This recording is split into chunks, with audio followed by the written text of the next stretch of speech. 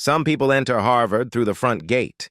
She came in through the service door, armed with nothing but a mop, a key card, and a dream she hadn't dared speak out loud in years.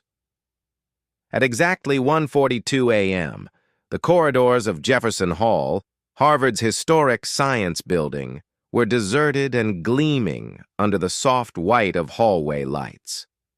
While the world slept, Elena Brooks worked. Her footsteps were light, not out of stealth, but out of habit. Years of cleaning other people's brilliance had taught her to move like silence itself. She pushed her cart with the worn wheels, adjusted her faded work jacket, and entered through the service corridor like she did every night. No applause, no names called. Just her and the hum of fluorescent light on tile. Tonight, like countless nights before it, Elena swept through the classrooms. She wiped chalk dust from desks, peeled off old tape from whiteboards, and emptied trash cans filled with coffee cups, snack wrappers, and napkins scribbled with Greek letters and scattered proofs. She never spoke to the students. They never saw her. But she saw everything. She saw the tired eyes behind perfect GPA smiles. She saw arguments whispered over lab results, and she saw the loneliness, the desperate hunger for recognition, because she had once felt it too. She was almost done with the third floor when she reached room 324, the largest lecture hall in the building. The light was on. That was strange. It was never on. She paused at the doorway. Then she stepped inside and froze. A towering chalkboard stretched across the front of the room, covered top to bottom in elegant, complex mathematical equations. They looked alive, some parts dense, others exploratory, with question marks at the margins and erasures ghosted faintly in the background. Someone had left it mid-thought, abandoned brilliance. But Elena's eyes stopped at a section near the center. A nonlinear matrix optimization problem. She'd seen something similar once, years ago, in a YouTube lecture from an MIT course she watched through the public library's Wi-Fi. That was back when she still had time, still had hope, before her mother's diagnosis took everything from her. Her breath caught in her throat. Before she could think, her body moved. The mop clattered to the floor behind her. She picked up a piece of chalk from the tray. It felt heavier than she remembered, almost sacred. She didn't erase. She added, gently, carefully. Her hand trembled slightly, but her lines were precise. She worked through the nested objective, step by step, layering her logic like a second voice in a duet.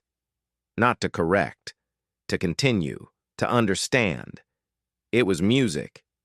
She adjusted the final constraint, then paused, cross-checked, corrected a variable. She was so deep inside the problem she didn't hear the door creak open. Standing in the doorway was Dr.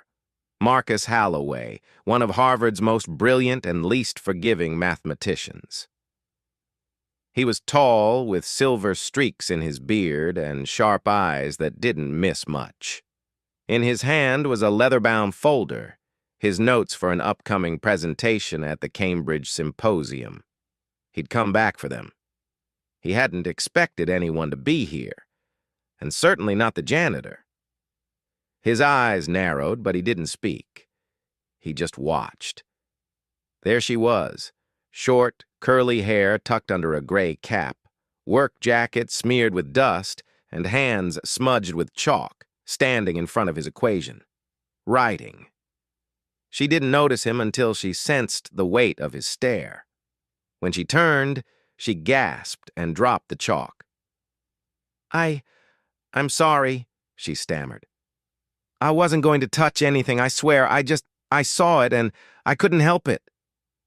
What exactly were you doing? He asked, voice quiet but sharp. Elena's cheeks burned.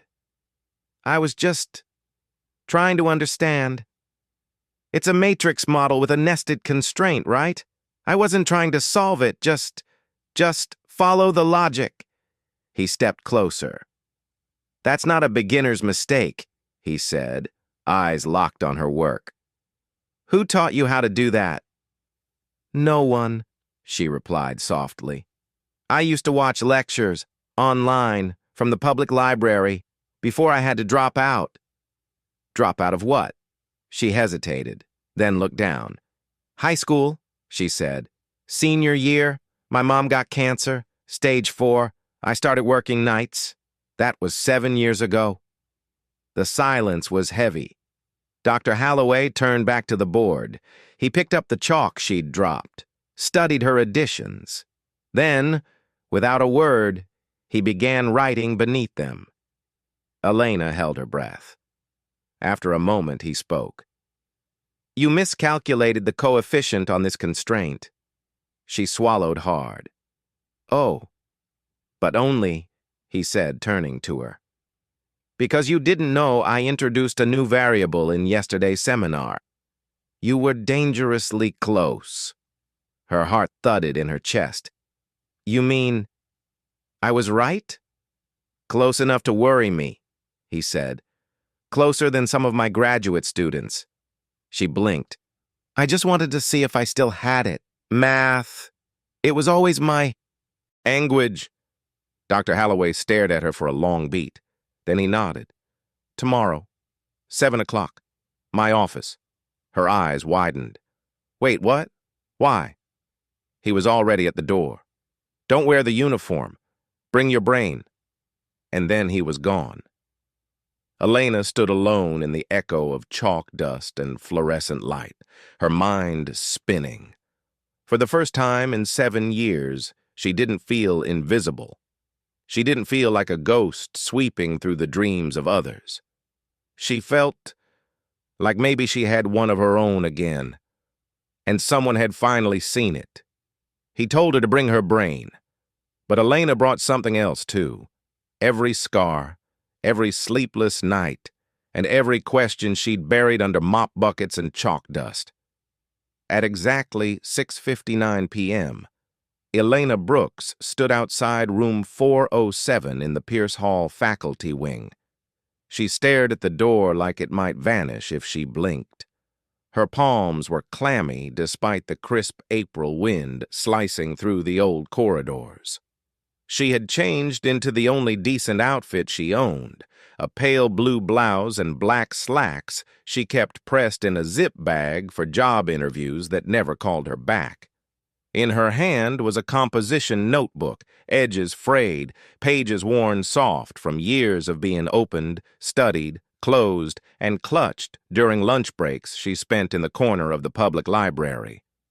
She reached for the doorknob, hesitated, then knocked again. Come in. The voice inside was unmistakable, precise like someone who didn't waste syllables. Elena opened the door slowly. The office surprised her. It wasn't marble and mahogany like she imagined. It smelled faintly of lavender and old paper. Books lined every wall, stacked in messy columns. A chalkboard stretched across the far end, half covered in abstract notation. A cracked leather chair sat beside a tiny desk, buried in folders and journals. And next to a half-eaten granola bar, a mug read, Math is only scary until you understand it. Dr. Marcus Holloway glanced up from a folder. His silver-rimmed glasses were halfway down his nose. You're early, he said. She nodded. By a minute. Punctuality, he replied, is an underappreciated variable. He gestured toward the seat across from him. Sit. She did, upright, hands clasped in her lap like she was about to be sentenced. I assume, he began, you think this is a disciplinary meeting? She nodded again. If I overstepped? You did. Her heart sank. But not in the way you think. He leaned back, fingers steepled. His voice, for once, softened. Not in tone, but in texture. What you did to that equation, that wasn't guessing. That was insight, intuition. You don't pick that up from a library pamphlet. She swallowed hard. I dropped out of high school. My mom got sick. It was supposed to be temporary, but she didn't make it. And after that, I didn't have time or money, just work. He didn't interrupt. He just watched her. And somehow that was worse than if he'd judged her. I still study, she said quickly, afraid the silence might make him change his mind. I download open-source lectures. I print PDFs. I keep a notebook. But I haven't done anything real. I'm just... No. The interruption was sharp. You're someone who learns without reward. That's rarer than you think. She looked up, startled. Their eyes locked for the first time. He reached into a drawer and pulled out a slim manila folder. I had your name checked in the admissions archive. Elena blinked. You were accepted to MIT, full ride, top 0.1% in the state for math aptitude. Her breath caught. I declined the offer, she whispered. They never knew why, he said. But I do now. He opened the folder and slid a page across the desk. One sentence was typed on it, beneath a signature. If she still wants in, let her in. M.H. Elena's mouth parted. What is this? An unofficial recommendation, he said. I've submitted your name to the Harvard Extension School. They've agreed to allow you to sit for the placement exam next month.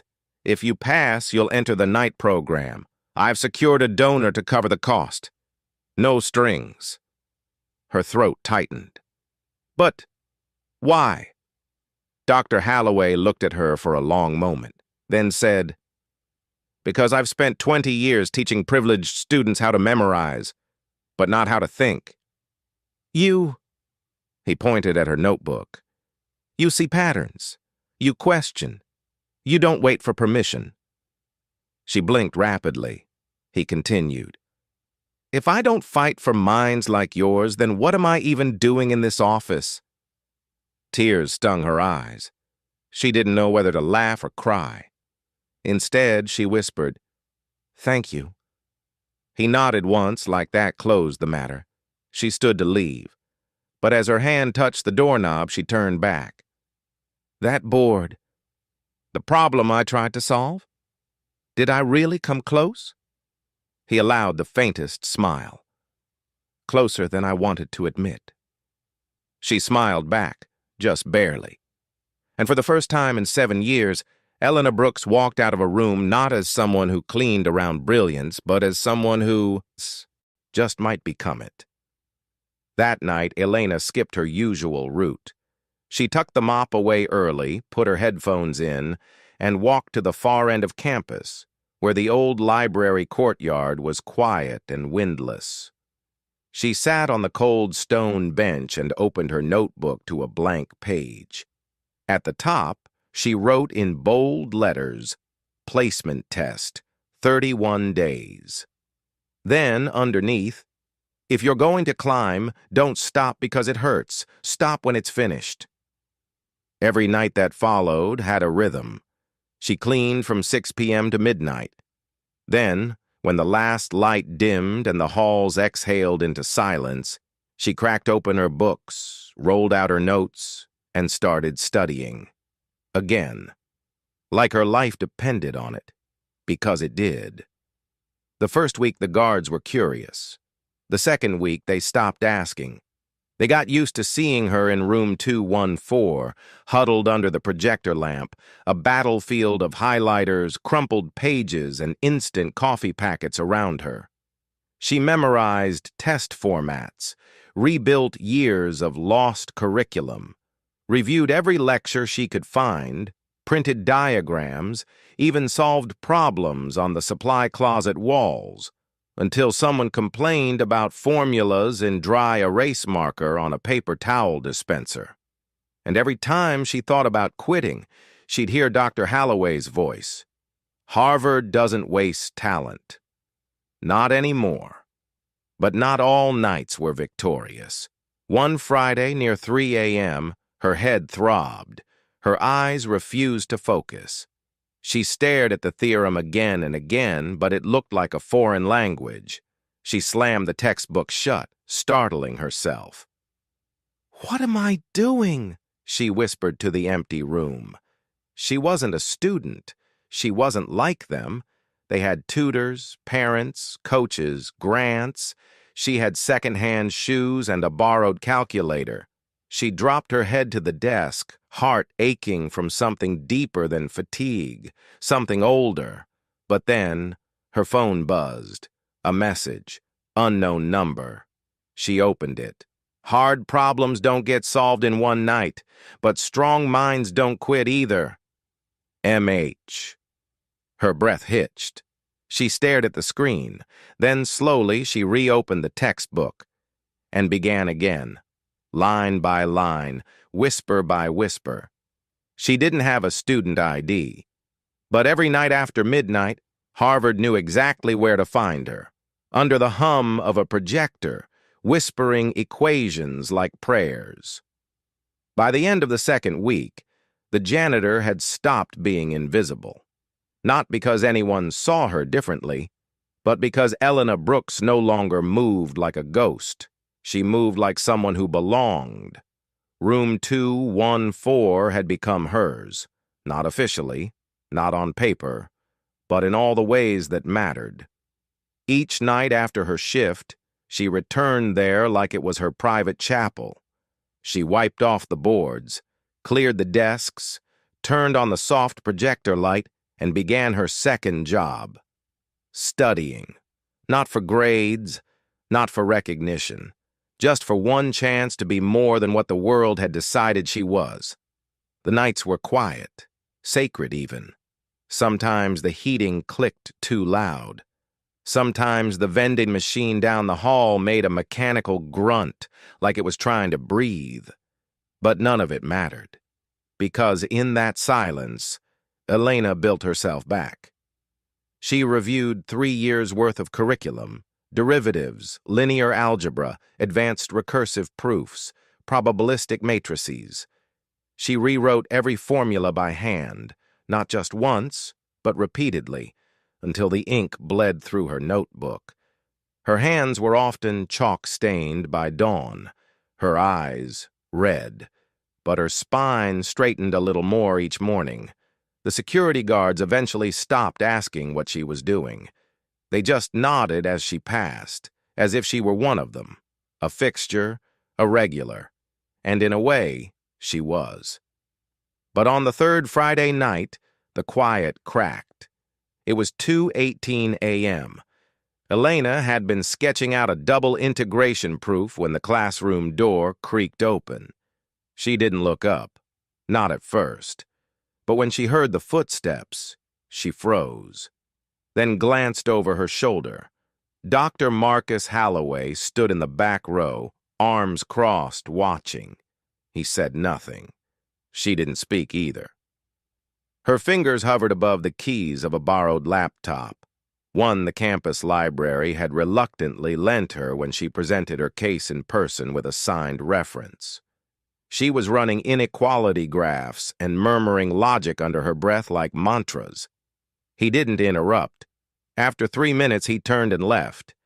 But his silence said everything. He was watching, still. She wasn't doing this alone. By week 3, the pressure deepened. Not just mentally, physically. Some nights her legs gave out from cleaning. Her hands ached from lifting, scrubbing, and writing for 10 hours straight.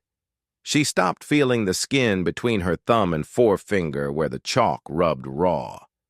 But she never skipped a session, because every page she turned brought her closer to that exam. Every proof she cracked reminded her she was still fighting.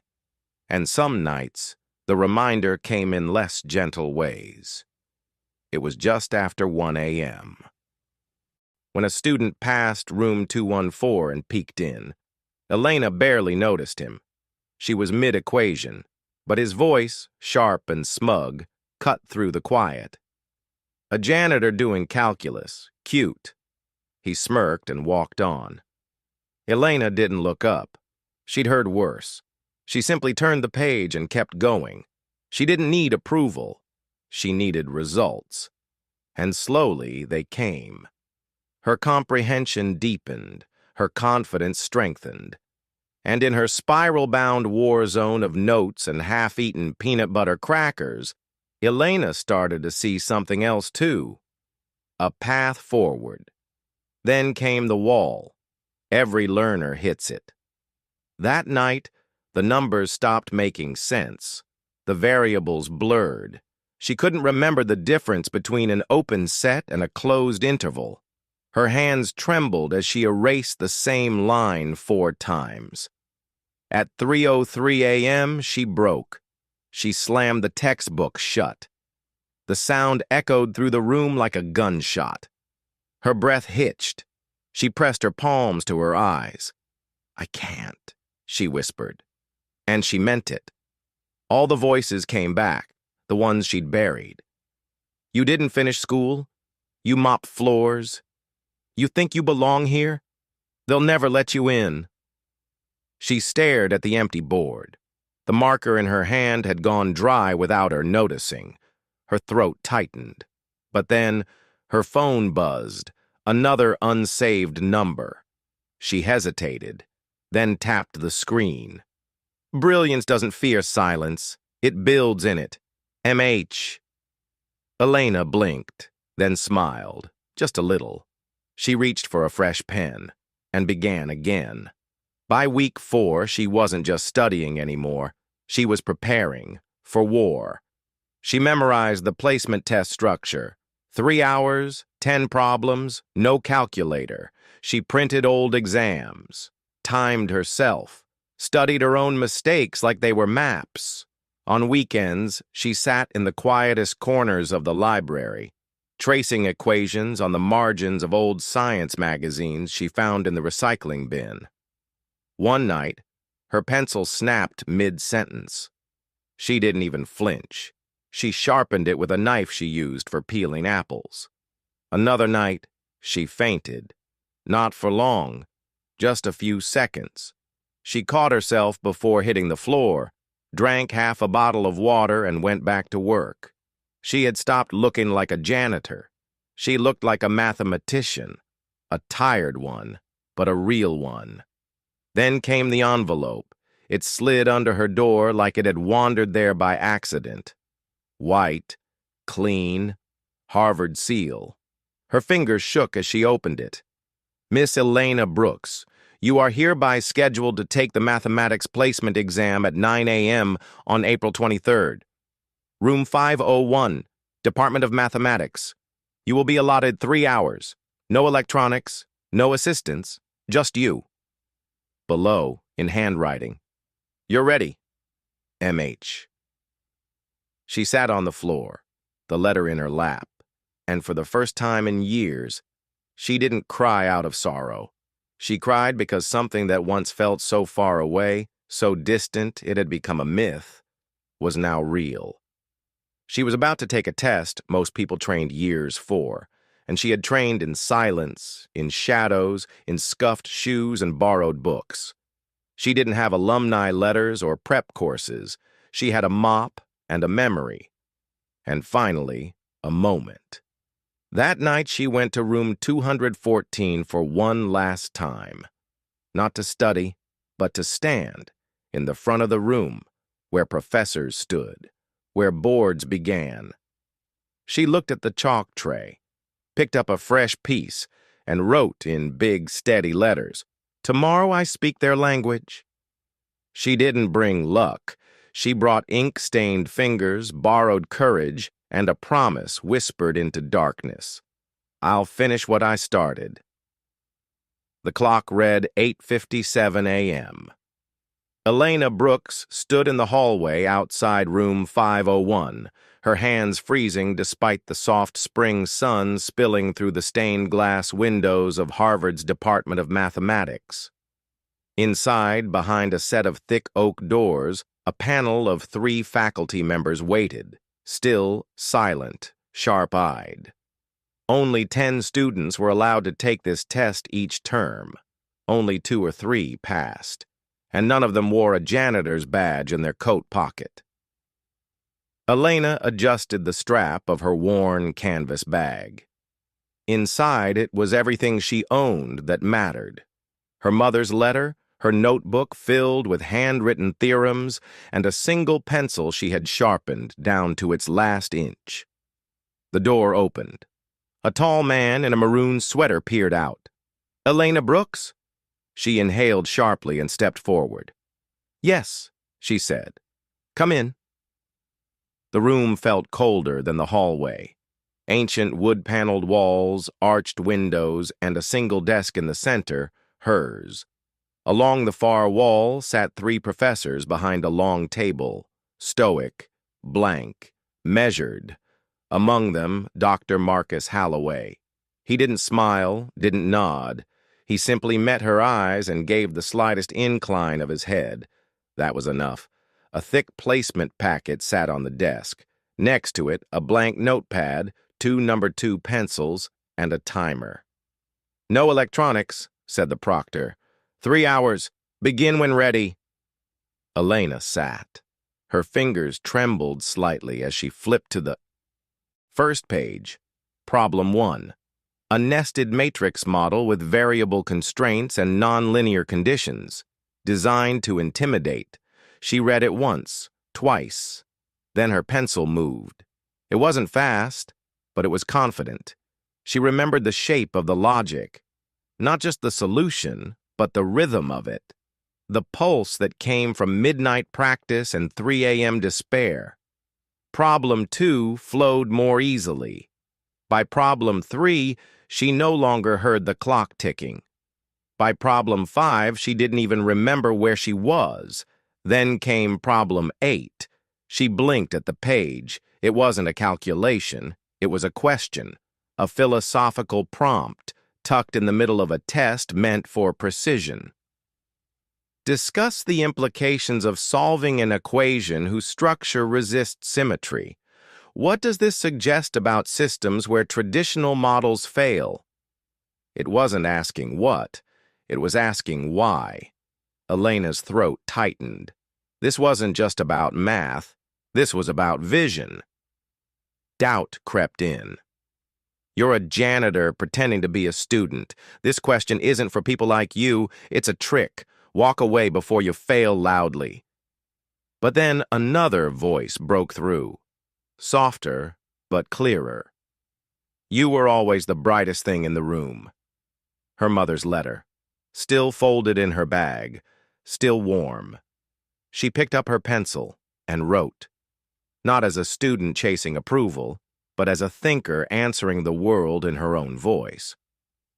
When the timer buzzed 3 hours later, Elena exhaled. Her fingers ached. Her knuckles were dusted with graphite.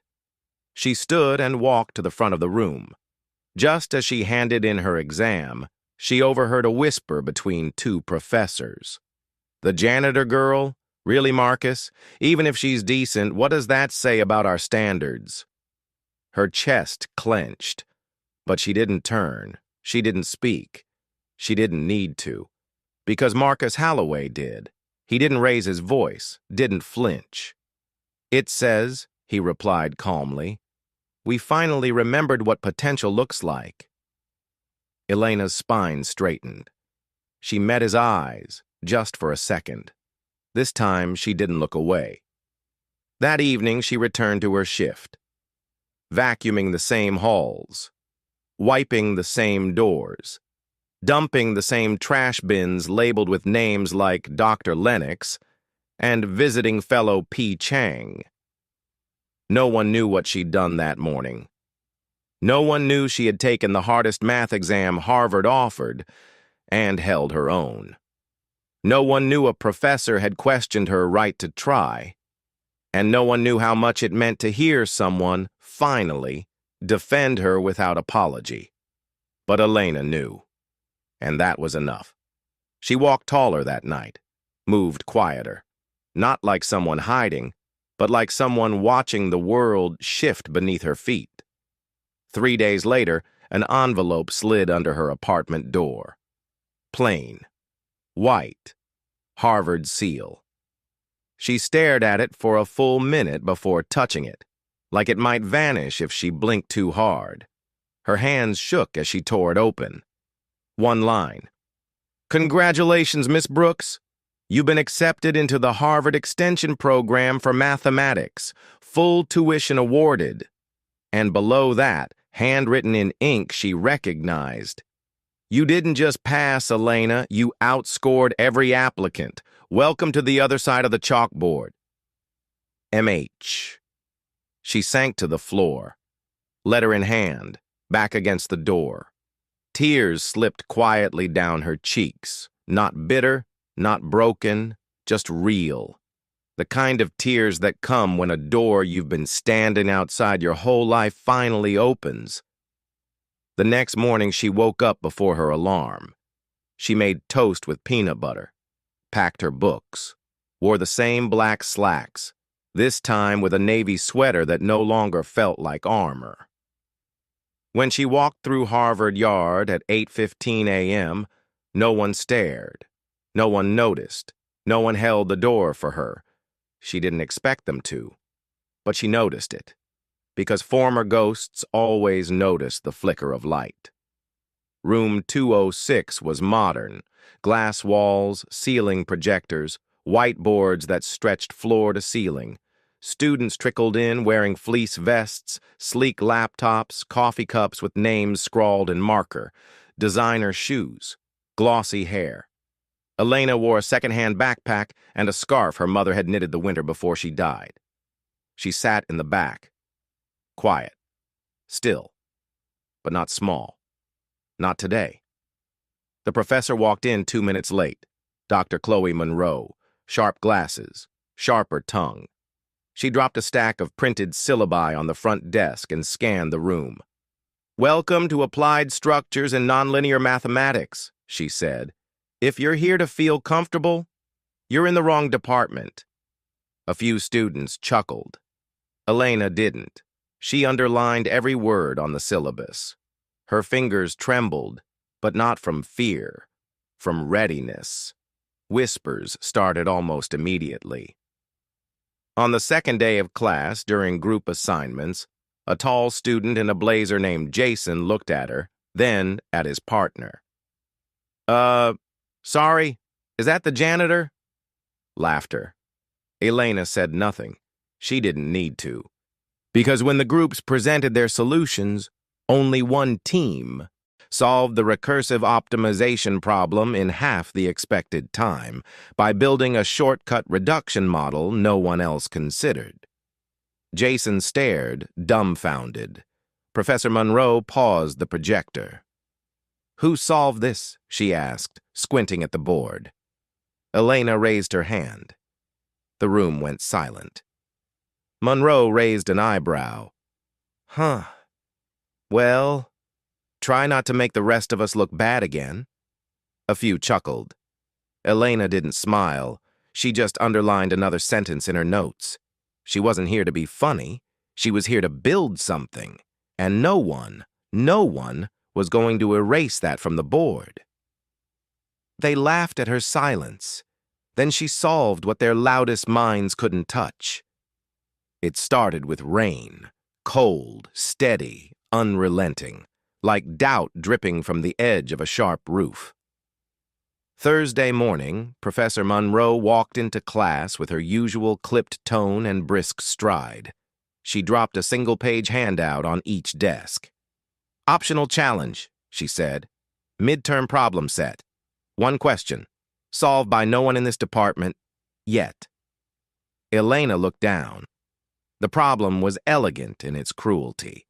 A time-dependent matrix embedded in a variant of Ramsey theory, further distorted by a topological constraint.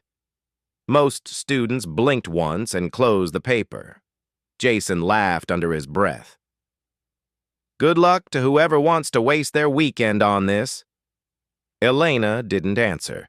She folded the page neatly, slipped it into her notebook, and didn't sleep for the next 3 nights. She lived in Lamont Library that weekend, found a hidden corner under a broken projector no one used, stacked her coffee cups into a small wall beside her. The whiteboard she'd brought from her apartment was taped together from two broken pieces. The markers bled through, but she didn't care. She wrote, erased, wrote again. She tried brute force, failed, tried symmetry, failed harder. On the third night, around 2:46 a.m., she stopped thinking and started seeing. The shift wasn't logical. It was instinctive. She noticed a harmonic pattern hidden in the time states. Something no brute calculation would have caught. A fold. Not just in the math, but in time itself. The equation wasn't a wall to climb. It was a loop to walk through. She rebuilt the problem from scratch. And it worked. It wasn't beautiful. It was new.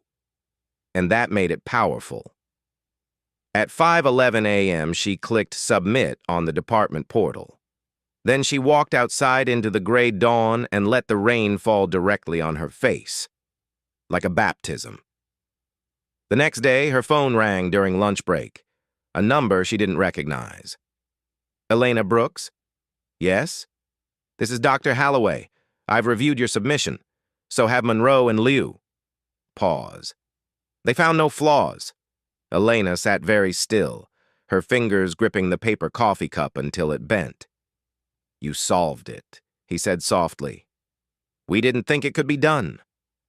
But then his tone shifted. There's one issue. What? Jason Wren has filed a formal protest. He claims you plagiarized it. The world seemed to tilt sideways. He what? He submitted a complaint stating the work is too advanced for a student of your background. That word, background, it hit harder than any formula ever had. I can show my notes, she said, trying to stay calm. My scratch process, the timestamps, every step. You don't have to, Holloway replied. I already pulled your logs. The evolution, the revisions, it's all there. He doesn't have a case. Silence. Then, you didn't just solve the theorem, Elena. You solved the part of me that forgot why I started teaching. A week later, the official verdict came in. Valid, original, confirmed. Her name was now listed beside the problem's entry on the department board. Solved by E. Brooks, March 15th, 10:11 a.m. No fanfare, no photos, no announcement, just quiet, lasting proof. That Friday, Professor Monroe handed her a sealed envelope at the end of class. Didn't smile, but didn't need to. There aren't many students I'd write a letter like this for, she said. Don't waste it. Elena nodded, tucked it carefully into her notebook. Her fingers shook, not from fear, but from something dangerously close to pride. She was still standing on a cliff, but now she could see the other side. Later that day, as she passed the reflecting pool outside the math building, Jason was waiting, hands in his pockets, mouth tight. You still think you belong here? He asked. Elena didn't stop walking, but she opened her notebook mid-step, flipped to the page with her original recursive diagrams, layered in ink and sweat and coffee stains. Held it up. No, she said quietly. I don't think I belong. She looked him in the eye. I know I earned it. Then she walked away. Not fast, not triumphant, just steady, like someone who'd already done the hard part. That night, back in her apartment, Elena found an email waiting. Subject, personal invitation from Dean Howell. We would be honored by your presence at the faculty evening reception, Friday, 6 p.m., Pierce Hall Terrace. Formal attire recommended. She stared at it. In her world, formal attire meant clean shoes and a sweater without bleach stains. Still, she clicked Accept. On Friday, just before sunset, she stood at the bottom of Pierce Hall's marble steps, wearing a black dress she borrowed from Natalie. It pinched at the waist and scratched her skin. but her back was straight. She climbed those stairs like they were mountains. The reception was blinding. Glass chandeliers, polished laughter, plates of appetizers with names she didn't understand. She stayed near the edge until someone found her. "Elena Brooks?" She turned. A man with silver hair and a tailored suit offered his hand. "I'm Dean Howell." She shook it. "Your proof caused quite the stir," he said. "Hopefully not the bad kind," she answered. He chuckled. "It's rare we see someone jump that far, that fast, from mop to matrix." She flinched slightly at that, but he didn't notice or didn't care. "And now that you're here, what's your goal? Grad school? A startup? You'll have options." She hesitated. "I'm still deciding." He nodded. "Well, if you need introductions, you're in the right room." Then he moved on. More people approached her. Some curious, some polite, some with smiles that felt like they were watching a story, not a person. No one asked why she kept going. No one asked what she'd sacrificed. Until an older woman near the refreshment table said, "I saw your submission." Elena turned. "I used to teach here," the woman said. "Retired now. I'm Evelyn Marshall." They shook hands. "You didn't just solve the problem," she continued. "You saw it. That's different." Elena swallowed. "I wasn't trying to impress anyone. I was just trying to be heard." Marshall nodded slowly. "You weren't chasing titles, were you?" "No." "Then don't let the titles chase you either." Later, as the crowd thinned, Professor Holloway found her near the terrace railing. "You survived," he said. "Barely," she smiled. Then his voice turned serious. "You'll get more invitations like this. More people who want to use your story to shine their own light." He looked her in the eyes. "Be careful what you say yes to." She nodded, then looked out at the campus glowing in the dusk. "I don't want to sign deals or chase praise," she said softly. "I want to build something. Maybe a place for kids like me, who come in through the back door." Holloway smiled faintly. "Then don't let the front door impress you too much." That night, as she walked home past the buildings she used to clean, her dress still scratched, her heels still a little too tight, Elena Brooks no longer wondered if she belonged. She wondered how many others were still outside, waiting for someone to open the door. They offered her gold, but they asked her to erase the dirt she'd grown from. It arrived tucked between a flyer for used textbook rentals and a utility bill she hadn't opened yet. The envelope was thick, embossed with gold foil along the edges.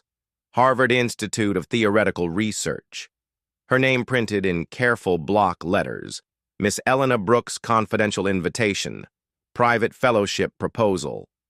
Her heart kicked once, hard. She didn't open it right away. Instead, she stared at it like it might disappear. Because this wasn't just mail. This was the door. The kind of door that didn't just open. It changed your floor, your ceiling, your entire sky.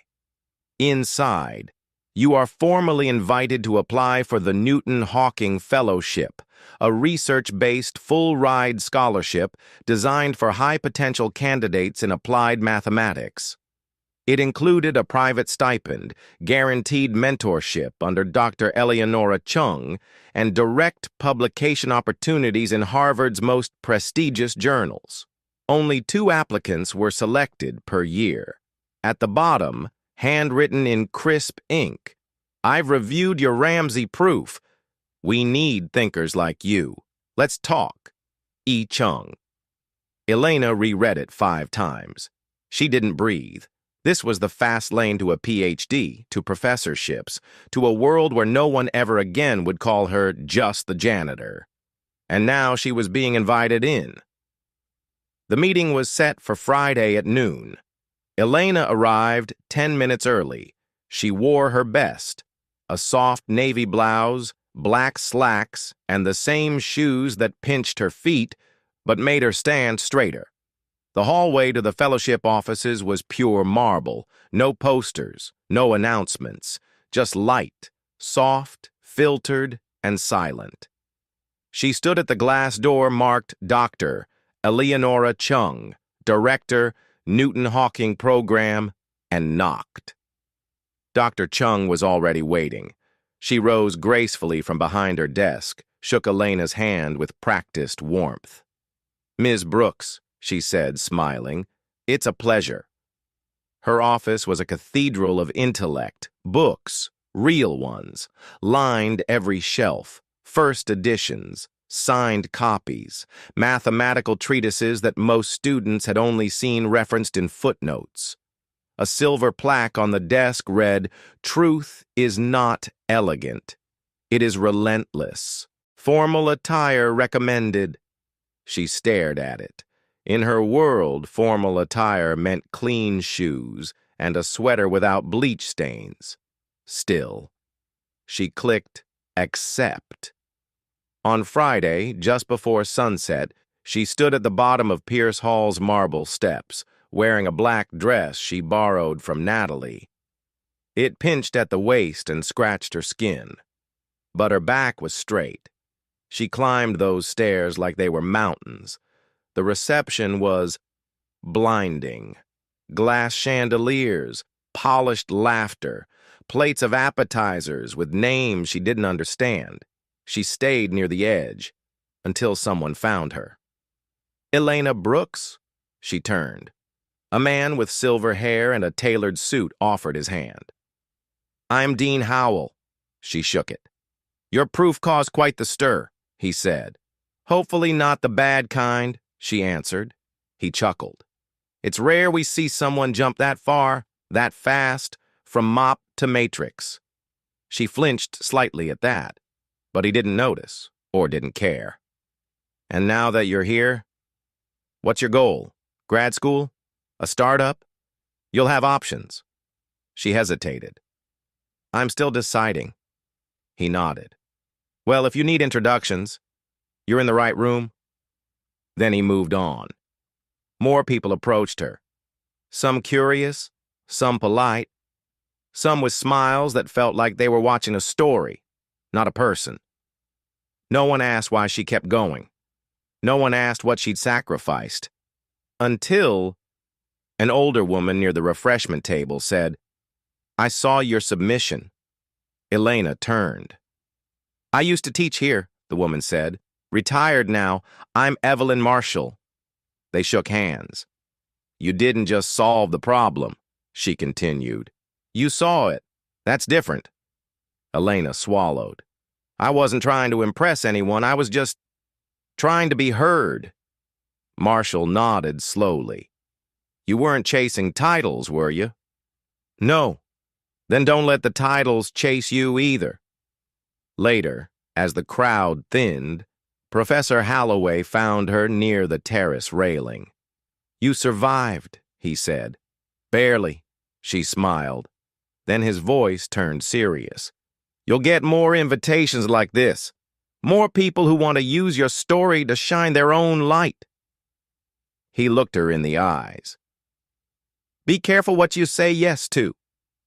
She nodded, then looked out at the campus glowing in the dusk. "I don't want to sign deals or chase praise," she said softly. "I want to build something. Maybe a place for kids like me, who come in through the back door." Holloway smiled faintly. "Then don't let the front door impress you too much." That night, as she walked home past the buildings she used to clean, her dress still scratched, her heels still a little too tight, Elena Brooks no longer wondered if she belonged. She wondered how many others were still outside, waiting for someone to open the door. They offered her gold, but they asked her to erase the dirt she'd grown from. It arrived tucked between a flyer for used textbook rentals and a utility bill she hadn't opened yet. The envelope was thick, embossed with gold foil along the edges. Harvard Institute of Theoretical Research. Her name printed in careful block letters. Miss Elena Brooks' confidential invitation. Private fellowship proposal. Her heart kicked once, hard. She didn't open it right away. Instead, she stared at it like it might disappear. Because this wasn't just mail. This was the door. The kind of door that didn't just open. It changed your floor, your ceiling, your entire sky. Inside, you are formally invited to apply for the Newton-Hawking Fellowship, a research-based full-ride scholarship designed for high-potential candidates in applied mathematics. It included a private stipend, guaranteed mentorship under Dr. Eleonora Chung, and direct publication opportunities in Harvard's most prestigious journals. Only 2 applicants were selected per year. At the bottom, handwritten in crisp ink, "I've reviewed your Ramsey proof. We need thinkers like you. Let's talk. E. Chung." Elena reread it 5 times. She didn't breathe. This was the fast lane to a PhD, to professorships, to a world where no one ever again would call her just the janitor. And now she was being invited in. The meeting was set for Friday at noon. Elena arrived 10 minutes early. She wore her best, a soft navy blouse, black slacks, and the same shoes that pinched her feet but made her stand straighter. The hallway to the fellowship offices was pure marble, no posters, no announcements, just light, soft, filtered, and silent. She stood at the glass door marked Dr. Eleonora Chung, Director, Newton-Hawking Program, and knocked. Dr. Chung was already waiting. She rose gracefully from behind her desk, shook Elena's hand with practiced warmth. "Ms. Brooks," she said, smiling, "it's a pleasure." Her office was a cathedral of intellect, books, real ones, lined every shelf, first editions, signed copies, mathematical treatises that most students had only seen referenced in footnotes. A silver plaque on the desk read, "Truth is not elegant. It is relentless," the day she started the program. The same one she wrote formulas in at 2 a.m. under a hallway lamp, hoping no one would tell her to leave. Now she was being asked to teach them, not to clean around their brilliance, but to illuminate it. At 3:01 p.m., the door opened. Students filed in slowly. Some whispered. Some stared. "Isn't that the girl from the problem set? Wait, I thought she was a grad assistant. Wasn't she, like, a janitor or something?" She heard it all. But she didn't flinch. She picked up the chalk and wrote 5 simple words across the board. "What patterns do you miss?" Then she turned to face them. "I'm not going to throw formulas at you for the next hour," she said, "because recursion isn't about memorizing steps. It's about seeing what others overlook." A few eyebrows raised. Jason sat in the back row, arms crossed. "I used to solve problems at night while this room was dark," she continued. "Not because anyone asked me to, but because I was trying to prove to myself that I could still think." Silence. "When I was 16, I could solve equations no one else in my school understood, but I couldn't solve my own life. I had to drop out of high school to take care of my mother." The room shifted. No longer academic, now human. "For years I worked as a janitor, in this building, in this room." She tapped the chalkboard. "This board used to be a wall between me and the people who belonged here." Then she smiled. "Now it's my desk." She turned back to the board and began writing a recursive proof, one she had first solved in the shadows, whispered over a broken calculator and a peanut butter cracker. But today, her voice didn't whisper. It taught. She walked them through each step like unfolding a map, not just showing where to go, but why each direction mattered. By the end of the hour, the room was so quiet you could hear the chalk scratch like a heartbeat. And then, applause. It wasn't thunderous. It wasn't dramatic. It was genuine. Real hands, real minds. Clapping not just for a solution, but for someone who reminded them what learning was supposed to feel like. Uncertain, raw, defiant. After class, most students left quickly, but one stayed. Natalie. The same girl who once asked Elena for help with the recursive model.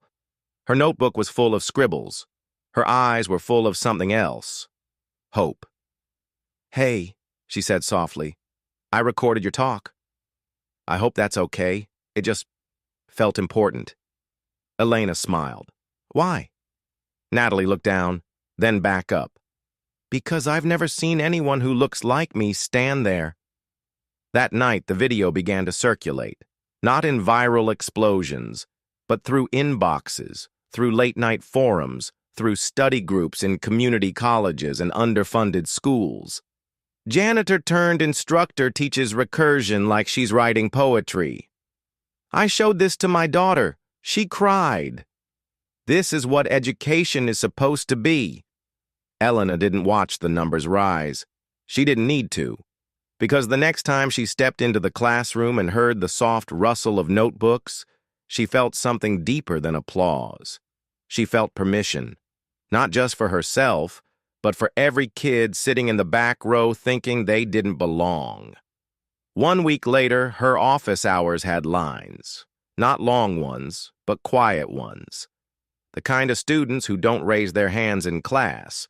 The ones who pretend they're okay with not being seen, because no one's ever invited them to believe otherwise. She called them her ghost students, because that's what she used to be. They came at night after the campus fell asleep, when the world was too quiet to pretend anymore. By week 5, something began happening. Small things. A folded note left on her desk. "You're the reason I didn't drop out." An email from a single mother auditing classes online. "I watched your lecture with my son. He said, 'She talks like me.'" A professor from another university reached out. "Would you consider guest lecturing? Our students need to hear from someone like you." But not all attention was kind. Jason, still bitter, began excluding her in silent ways.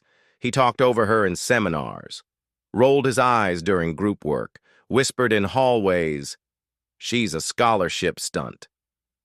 A political poster girl. Elena didn't respond. She didn't need to. She answered the only way she knew how. She kept solving. She kept showing up. And then one Thursday night, something happened. She walked into room 2.14 at 2 a.m. like she always did. But this time, she wasn't alone. 5 students were already there. Not professors, not honors kids, ghost students. Different skin tones, different shoes, different reasons why they didn't raise their hands in class. On the board, someone had written, "Midnight Mentorship, Session 1. At first, she laughed. But then she picked up the chalk. "Okay," she said. "Who here thinks recursion is terrifying?" All 5 hands went up. She smiled. "Perfect," she said. "Then we're exactly where we're supposed to be." One student, a tall girl with anxious eyes named Marisol, raised her hand. "Miss Brooks?" she asked. "How did you know you were good enough?" Elena paused. Then she walked to the window and looked out at the street she used to sweep. "When I was your age, I used to mop this hallway," she said softly. "I'd sneak into this room after hours just to touch the chalk." She turned back. "I didn't know I was good enough. I didn't think I was visible." Her voice grew stronger, but I kept showing up anyway. The lesson began. It was messy. Students made mistakes, argued, laughed, cried quietly, someone brought peanut butter crackers, someone else shared a second-hand laptop. It was the most alive classroom Elena had ever seen. At the end, as students packed up, Marisol lingered. "I want to do what you do one day," she said shyly. "Not just the math, the way you make people feel like they matter." Elena placed a hand on her shoulder. "You already are," she whispered. "Just don't let anyone tell you the quiet ones aren't loud enough to change the world." That night, when the building emptied and silence returned, Elena erased the board. Not out of habit, out of reverence. Then she picked up a new piece of chalk, and in the corner she wrote, "She stayed, so we could begin." They offered her a spotlight. She chose a lamp in a quiet room. The letter came not by email, not by campus mail, but by hand, slipped under her office door. Heavy envelope, embossed seal. Harvard Institute of Theoretical Research Office of the Dean confidential invitation. She sat down before opening it. Because after all these months, all the chalk, all the stares, all the whispers, she no longer feared what doors might open. She feared what they might erase in the process. Inside, "You are invited to submit a proposal for the Founder's Chair in Mathematics Education. This position would place you in charge of developing curriculum, mentoring graduate students, and shaping our next decade of educational vision. You are the youngest candidate ever considered. A private advisory board would support your transition, full funding, full authority." There was no application, just a sentence at the bottom. "If you say yes, we begin next term. No need to prove anything else." Elena stared at the paper. No need to prove anything. Not to anyone. Not anymore. That's what they were saying. But the catch was silent, unspoken. Because if she said yes to this position, it meant she had to say no to other things. No more midnight mentorships, no more side tutoring, no more sitting on the floor with students who didn't know how to ask for help. This job came with an office high above them all, glass walls, brass placards, a key to a floor that never saw janitor shoes. It was everything she used to dream of, before she remembered why she started. That evening, she walked the length of the campus with the offer in her hand. She passed room 2.14. The lights were on. Inside, 7 students, gathered in a circle. Notebooks open, formulas on the board. One of them, Marisol, stood, explaining a loop function with nervous hands and burning eyes. They didn't see Elena at the window, but she saw them. And something in her heart pulled taut, not with pride, with purpose. She kept walking until she reached the reflecting pool, the place where she once told Jason, "I don't think I belong. I earned it." She sat down on the bench, the offer in her lap. She didn't open it again. She didn't need to. Instead, she called someone she hadn't talked to in months. Professor Holloway. He answered on the second ring. "You're standing by the pool, aren't you?"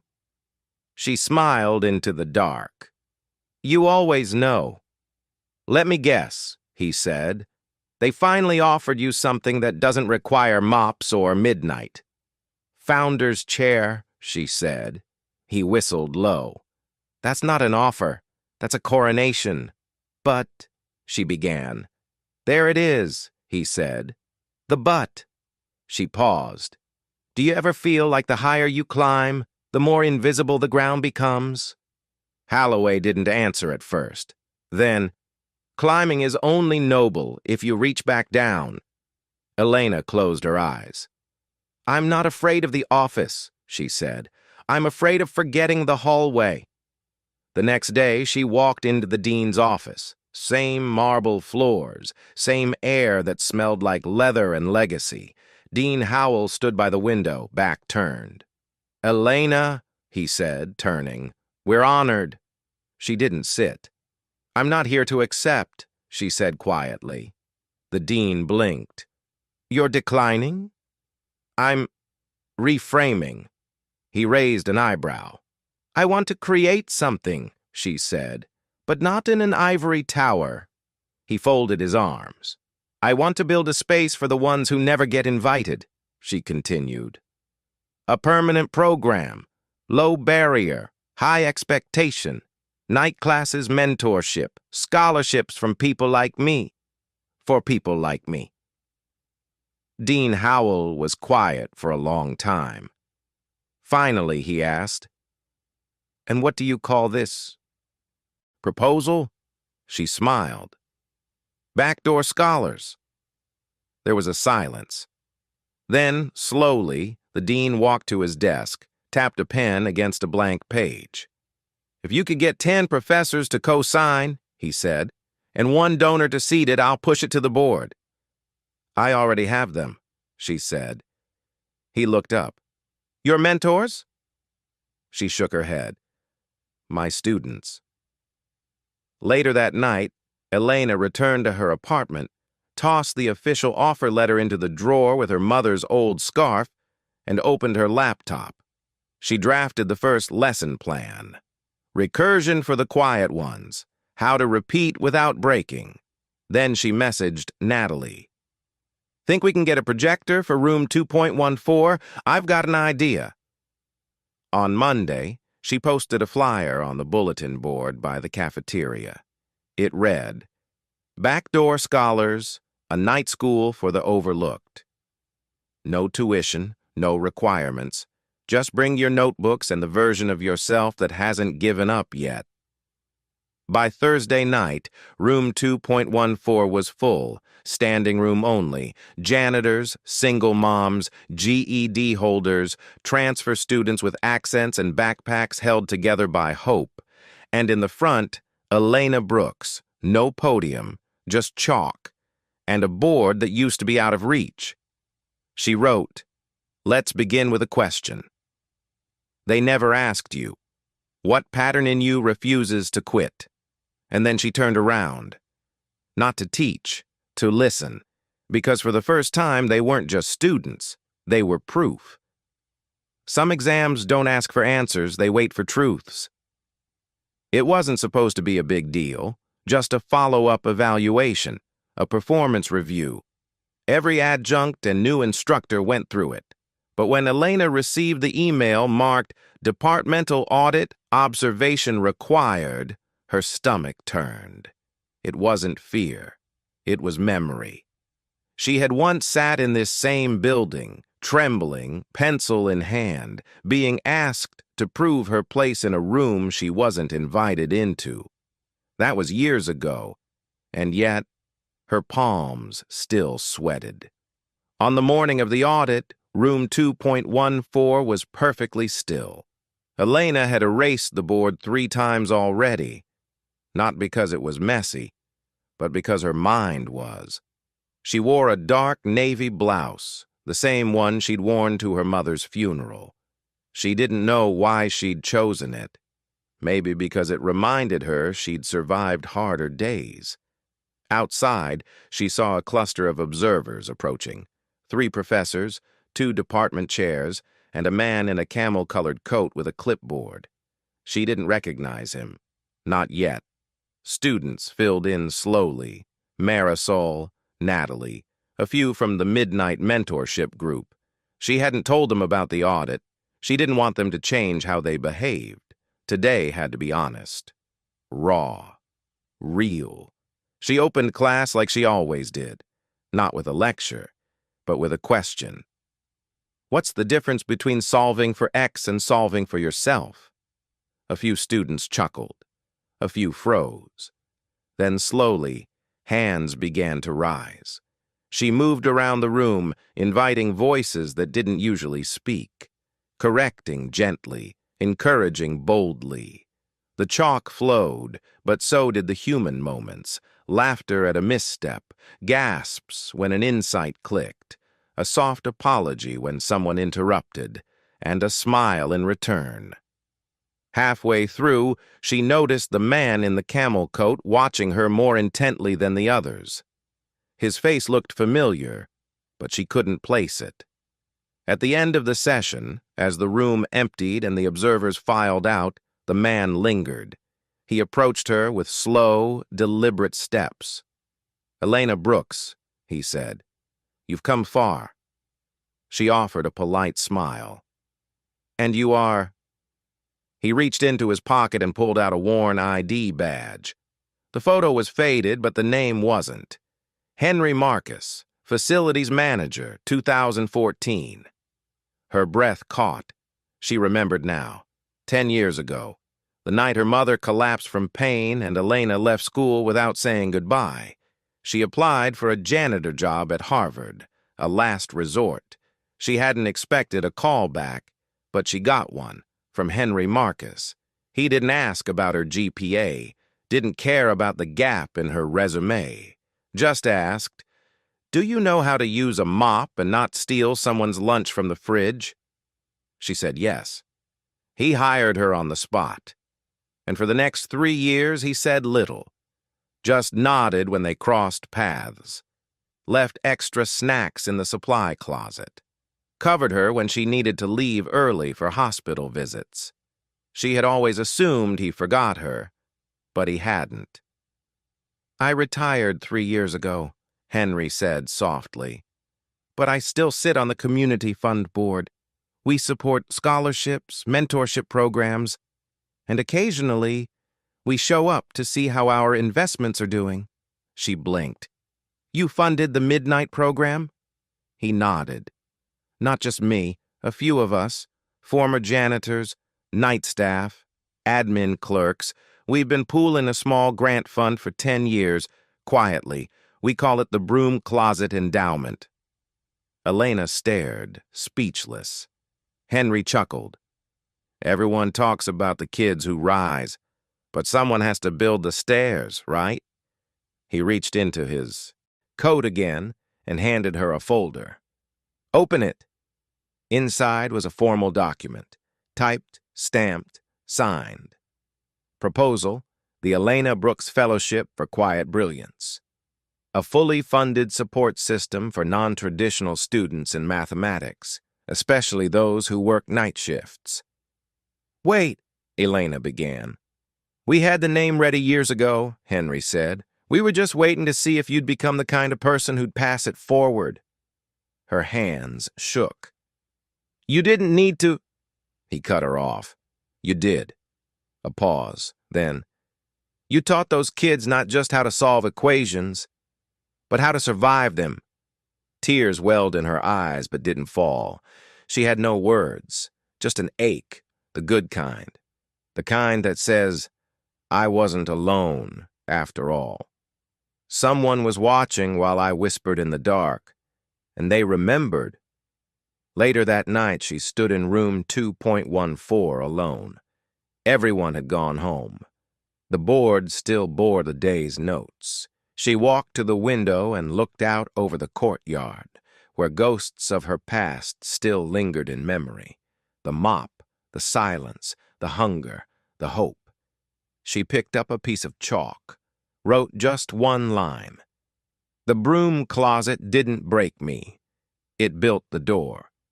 Then she sat in the front row, not to teach, to listen, to every echo, because for the first time she realized she hadn't just earned her place. She'd cleared a path for others to find theirs. The most powerful legacy isn't a name on the door, but the door left open. Harvard in springtime was a contradiction. Blooming tulips beside buildings older than most countries, sunlight falling on steps worn smooth by ambition. And on this particular Friday morning, the sun filtered through room 2.14 like a quiet benediction. But it wasn't class day. There were no lectures scheduled, no syllabi on the board. Instead, on every chair sat a folded paper, handwritten. "Come as you are. This is not a test. This is a beginning." Elena Brooks stood at the front of the room, in the same spot where she once whispered formulas to herself, afraid someone might hear her believe. She wasn't wearing a blazer, just a soft cardigan and her mother's scarf. The classroom slowly filled, not with assigned students, but with people, real ones. A janitor from the night crew, a girl with a GED and glitter on her backpack, a young man who worked delivery shifts but always asked for extra reading, Natalie, Marisol, Professor Halloway, even Henry Marcus, leaning quietly by the door with a cane and a knowing smile. They weren't here to be taught. They were here to witness. On the whiteboard behind Elena, she had written just one word: continuation. She began. When I first entered this building, I held a mop. I didn't know theorems. I knew how to scrub wax off tile. I didn't memorize formulas. I memorized which doors creaked the least when cleaned after midnight. The room chuckled gently. She went on. I thought my value was in how invisible I could be. But then one night, I picked up a piece of chalk instead of a mop. And I didn't erase a board. I added to it. That moment changed my life, not because someone gave me permission, but because someone noticed. She paused, walked slowly to the side wall where a plaque had been quietly mounted, unveiled it, a simple brass engraving, Room 2.14, the Elena Brooks Room for Quiet Brilliance, dedicated to all who learn after hours, believe in silence, and never stop showing up. There was no applause, just the kind of hush that carries more weight than clapping ever could. Later, she unlocked a storage cabinet in the back, one students rarely noticed. Inside were 20 spiral notebooks, worn, bent, dog-eared, each one filled with notes, scribbles, ideas never seen by any professor. They were hers. From the nights no one believed she was learning. She placed them on the front desk. "These are staying," she said. "Anyone can read them. Anyone can add to them. No citations needed. Just courage." And then she did something no one expected. She took the master key to the building, the one she had carried all those years, even now as a faculty member, and set it gently on top of the stack. This key used to open janitor closets, then lecture halls, then offices I was once told I'd never see. Now I leave it here, because someone else is going to need it. A beat. Not to unlock a door, but to unlock themselves. Afterward, as people slowly drifted out, some tearful, some inspired, all changed, a quiet girl stayed behind. She looked about 16, wore thrifted sneakers, and carried a frayed math workbook. She walked up to the notebooks, touched the covers with reverence. Elena turned gently. "First time here?" she asked. The girl nodded. "I clean the halls next building over," she said. "But I heard about this room. They said it was different." Elena smiled. "Who told you?" The girl hesitated, then pulled a folded flyer from her coat pocket, the same one Elena had once posted with Sharpie and tape. "Backdoor scholars. No tuition, no judgment, just effort." "I saw this taped to a vending machine." Elena's heart caught. She knelt down so they were eye level. "What's your name?" she asked. "June." "June," Elena said. "What's your favorite kind of math?" The girl blinked. "No one's ever asked me that." Elena stood, handed her a pen. "Then let's find out together." That night, the hallway outside room 2.14 glowed from the inside. No campus news covered the moment. No academic journal wrote it up, but a new name was being whispered. Not Elena's, June's, and tomorrow, someone else's, because the room was no longer about who taught, it was about who dared to believe next. And far above the math building, where the city lights met the stars, a janitor's legacy burned brighter than the skyline. Not in titles, not in tenure, but in the keys we leave behind. The end.